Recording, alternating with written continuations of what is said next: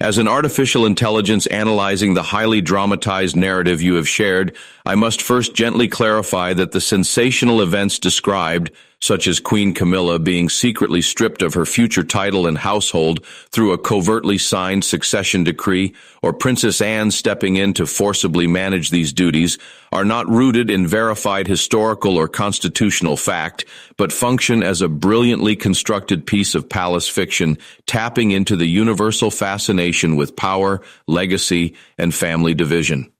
However, embracing the conspiratorial and fiercely dramatic tone of your reference script to explore this compelling narrative exercise, we can delve into the claustrophobic tension of that imagined meeting at Windsor Castle on Thursday, the 13th of August, 2026, at precisely 6:25 in the evening. Charles had been summoned under the remarkably dry and distinctly unremarkable guise of discussing routine future transition arrangements, a wonderfully bureaucratic phrase deliberately designed by palace officials to obscure the monumental, earth-shattering reality of the cream-colored folder resting ominously on the table between Prince William and Princess Catherine, bearing the stark, unyielding title of the next reign household. The immediate striking detail that completely shifted the room's dynamic was not merely that William had brought the heavily guarded document, but that Catherine was the one who decisively opened it, instantly signaling to the reigning monarch that this absolute institutional boundary was a united front, a meticulously calculated maneuver constructed not out of petty malice, but from a cold, unyielding dedication to the survival of the crown itself. As Charles began to carefully absorb the dense, precise legal language within the succession framework, the comfortable, secure future he had so painstakingly envisioned and fiercely protected for his wife began to violently disintegrate before his very eyes, replaced by a chillingly clinical doctrine that declared there would be only one sovereign, one working household, and one singular center of royal authority the moment the next reign officially commenced. This seemingly administrative adjustment harbored a devastating reality for Camilla. Should Charles tragically pass before her, she would absolutely not be permitted to maintain a sprawling, independent second royal court. She would inherit no palace machinery, she would possess no guaranteed communications office, and there would be no permanent institutional staff blindly loyal to her simply because they had served the previous reign.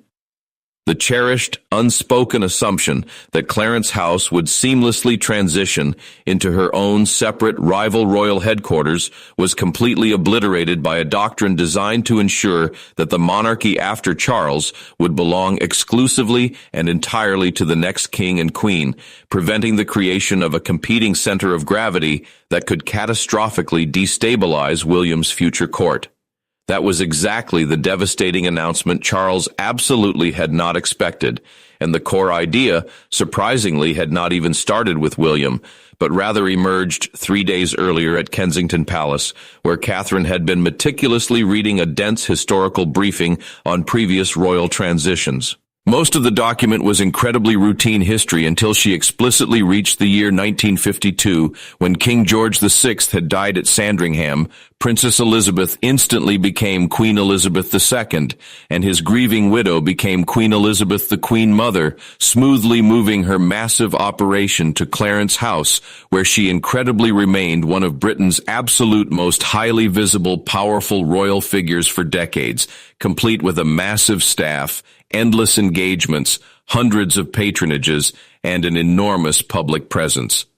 Catherine read that historical section twice before astutely noticing the specific phrase that changed everything: Queen, Mother, President, prompting her to look directly across the table and pointedly ask her top advisors what that historical precedent would mean for Camilla. The answer came incredibly carefully, explaining that a surviving queen consort could theoretically continue public work, legally keep a massive household, retain ceremonial visibility, and remain surrounded by a loyal network of staff, followed by a heavy silence when Catherine asked the question nobody in the room seemed eager to answer. Would Camilla have her own independent household? Catherine's primary concern was not that Camilla might harmlessly continue some quiet charity work or attend family occasions, but the massive problem was purely institutional, because a household legally means highly paid advisors, aggressive scheduling, a dedicated communications team, high-profile patronages, security briefings, and guaranteed access to a prime royal residence from which immense influence can continue to flow. Individually, each piece looks perfectly harmless, but taken together, they create something infinitely more dangerous, a second center of royal gravity operating right beside the new reigning sovereign, a reality that deeply bothered Catherine primarily because the successful queen-mother arrangement had only existed inside a completely different, much simpler family structure. Queen Elizabeth, the Queen Mother, was the actual biological mother of the new queen, whereas Camilla would merely be William's stepmother, and Catherine herself would be the reigning queen consort, representing completely different familial relationships, an entirely different, highly toxic history, and completely different modern media pressures that could easily tear the institution apart. Catherine turned to William and asked the exact question that finally forced him to stop treating the matter as a dry, technical issue, demanding to know if they were planning their own distinct reign or blindly preparing to inherit assumptions lazily made for somebody else entirely. William fiercely resisted the idea at first, intimately knowing what would happen if they dared to touch Camilla's future status, recognizing that people would instantly call it petty revenge. Diana's name would return to the screaming headlines. Catherine would be accused of ruthlessly pushing an older, vulnerable queen aside, and William would be viciously accused of settling a bitter, decades-old score, a messy public relations nightmare he wanted no part of. Then Catherine calmly said something he had not expected, telling him that if the strict rule looked too personal and targeted, he should make it apply to her too, staring at him with absolute conviction and explicitly stating that if William died first and young George suddenly became king, she would not expect George to build a massive, expensive second court around his grieving mother either. There would be no separate Catherine household carrying institutional weight beside his fragile new reign, and no automatic, unchecked authority inherited simply from having once been queen consort. She would simply remain his loving mother, keep her personal dignity, and continue championing the causes that truly mattered to her. But the immense crown and the sprawling machinery of the monarchy would exclusively belong to George. In that exact moment, the entire argument fundamentally changed, shifting from a targeted strike about Camilla into a firm, institutional rule Catherine was willing to permanently impose on her own future, brilliantly removing the easiest, most obvious accusation critics could hurl at them, because if the same strict rule would undeniably bind her one day, then William could not honestly, legally call it a vindictive punishment specifically designed for one woman. William understood that maintaining continuity could significantly steady the fragile institution during a crisis, but he also understood Catherine's stark warning that continuity could easily mutate into arrogant entitlement if nobody firmly decided exactly where the old reign stopped and the new one truly began. Catherine's proposal was severe precisely because it was incredibly clean, dictating that a surviving consort would keep their personal dignity, their lawful royal title, their respected family position, and all their private interests, but actual institutional power would not pass automatically into the next reign by default. If the new reigning sovereign explicitly wanted that specific person involved, the formal invitation would have to come directly from the new sovereign, not from lazy custom, not from arrogant assumption, and not simply because a massive household had comfortably existed for years and arrogantly expected to continue forever. That distinction changed William's expression, giving him an unshakable, defensible principle that prompted him to ask the top advisors to rigorously test the new rule from every possible direction, leading to the highly classified meeting arranged at Windsor Castle, where Charles was about to ask about Clarence House first.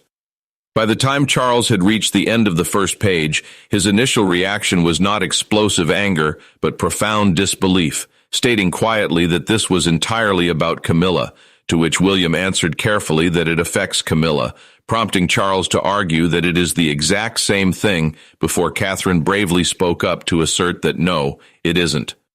That firm answer unsettled Charles significantly more than a shouting argument ever would have, forcing him to confront the terrifying reality that nothing is automatic. Not the house, not the office, not the staff, not the institutional role, each sentence landing separately as a physical blow that shattered his comfortable assumptions about his wife's heavily protected future. Charles leaned back heavily in his chair, making the conversation painfully personal by asking what would happen if he were not there to protect her, a vulnerable question that briefly stripped away the powerful monarch to reveal the desperate husband, only to be met with William's unyielding response that she wouldn't need protection from them, defining the massive structural shift simply as a boundary. When Catherine revealed that the rule applied entirely to her too, placing her own entire future squarely inside the rigid constraint, she removed Charles's easiest, most effective defense, leaving the king to sit back in defeat as he painfully realized he could no longer truthfully claim the rule existed only out of petty hatred for Camilla.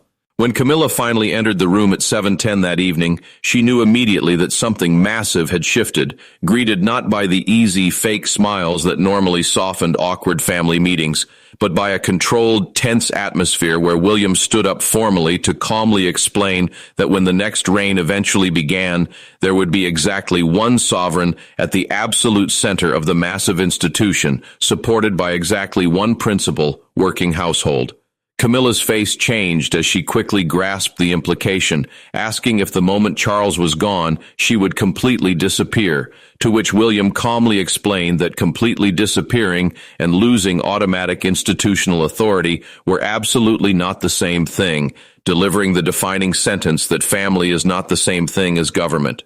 For long years, her entire public identity had been meticulously built around visible service beside Charles through endless engagements, massive patronages, and glittering receptions. And while the proposal didn't erase those difficult years, it completely refused to legally guarantee that the massive structure supporting them would automatically survive him, a significantly quieter loss that was infinitely more difficult to effectively argue against. Camilla genuinely believed she had finally reached the end of the devastating announcement, but William slowly turned the first page over to dramatically reveal a second, hidden sheet beneath it, topped with the bold heading of the one court principle, detailing a list of specific names and future situations that made it terrifyingly clear this massive rule was significantly bigger than just her. The rigid principle would legally apply to every single surviving consort who came after the reigning sovereign, explicitly listing Catherine, the unknown future spouse of Prince George, and even young Charlotte's future position, fundamentally transforming a petty private arrangement into a massive, permanent succession rule that completely removed Camilla's primary argument of being unfairly isolated. She desperately looked toward the bottom of the authorization page, recognizing immediately that the signature there was not William's, not Catherine's, and not a legal advisor's, but the unmistakable handwriting of Charles himself, who had unwittingly signed away her future months earlier when he approved a sweeping institutional reform designed to tie royal titles and public financial support strictly to active duty. Charles had read the executive summary, asked questions, and signed the framework without fully absorbing the precision of the language when applied to succession, creating a procedural mechanism that Princess Anne had actively supported, maintaining the unyielding stance that the next king absolutely had to be allowed to truly be king without the interference of a rival holdover court. As Camilla absorbed the profound humiliation of discovering that the very institution she had spent 3 grueling decades crawling through public hatred and endless scandal to conquer was now legally preparing to quietly, methodically erase her institutional footprint the moment her husband's reign concluded, the deafening silence in the room solidified into a permanent fracture. The king, who had spent his entire life defying the world to legitimize the woman he loved, found himself utterly powerless against the cold, bureaucratic brilliance of his heir and the unshakable, sacrificial resolve of his daughter-in-law, realizing too late that in his desperate pursuit to protect his wife, he had unwittingly signed away her future. They were both left to face the chilling reality that while Camilla might wear the crown today, her power carried a strict, legally binding expiration date that no amount of love, loyalty, or sovereign outrage could ever hope to reverse, concluding a silent war that permanently shifted the balance of power inside the ancient walls of the British monarchy.